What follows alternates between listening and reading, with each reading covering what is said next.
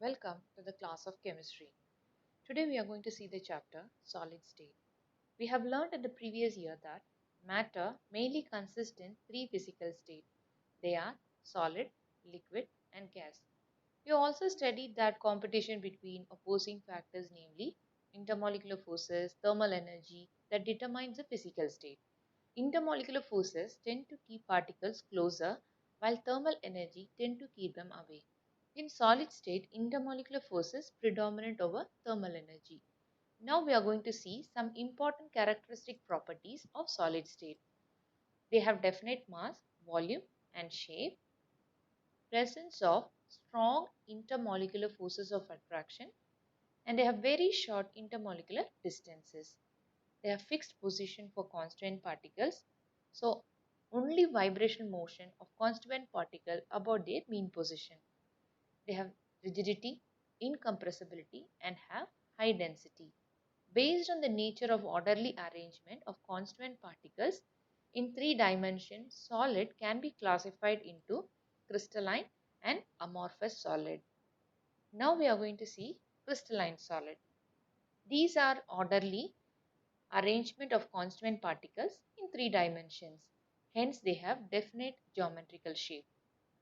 They possess both short range order and long range order, that is, regular and periodic repetition of constituent particles over entire crystal.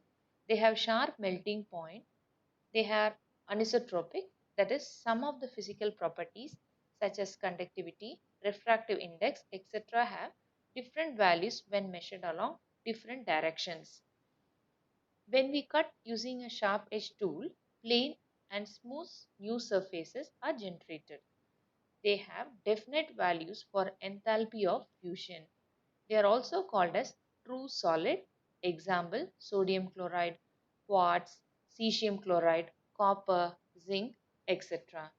Now we will see amorphous solid. The word amorphy meaning shapeless. It is from Greek word. So no orderly arrangement of constituent particles in three dimensions, hence they are having irregular shape. They possess only short range order, that is, regular and periodic repetition of constant particle is observed over short distance only. They melt gradually over temperature range.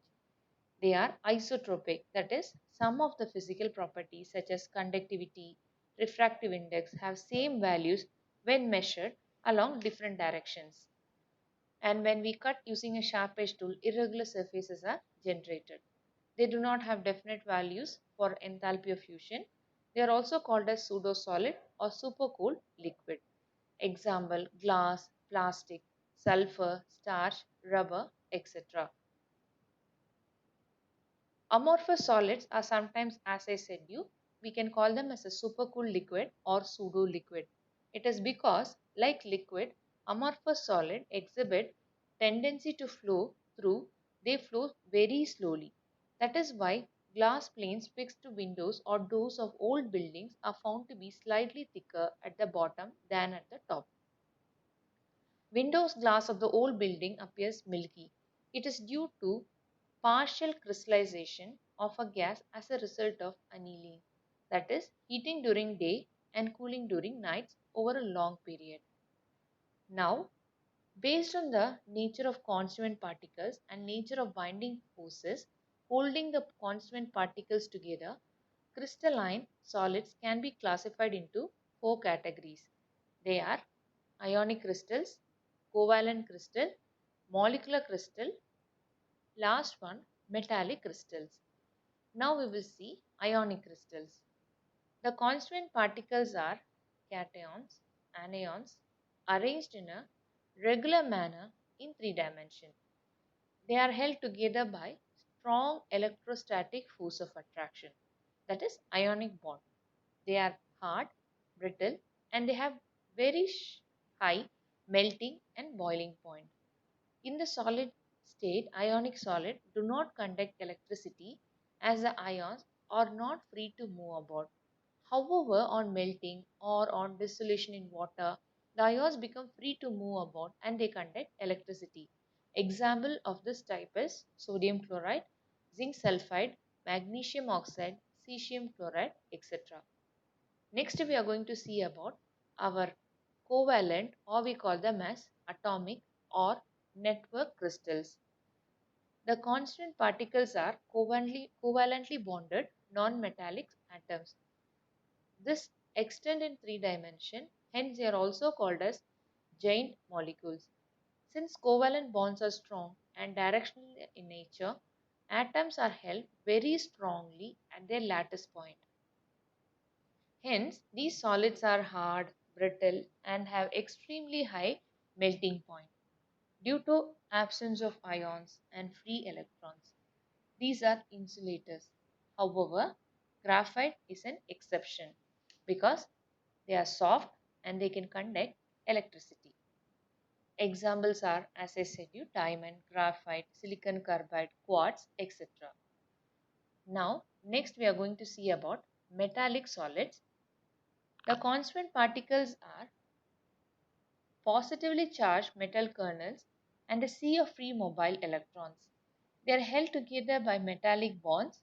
Since the strength of metallic bonds vary widely, the melting point also vary widely.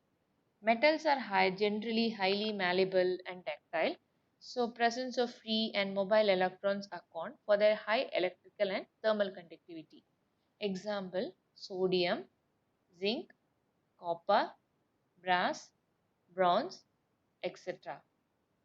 Now the last we are going to see molecular crystals. All molecular crystals are soft, low melting solid. They also exist in liquid or gaseous state at room temperature and pressure. They are non-conductors of electricity based on their nature of binding forces.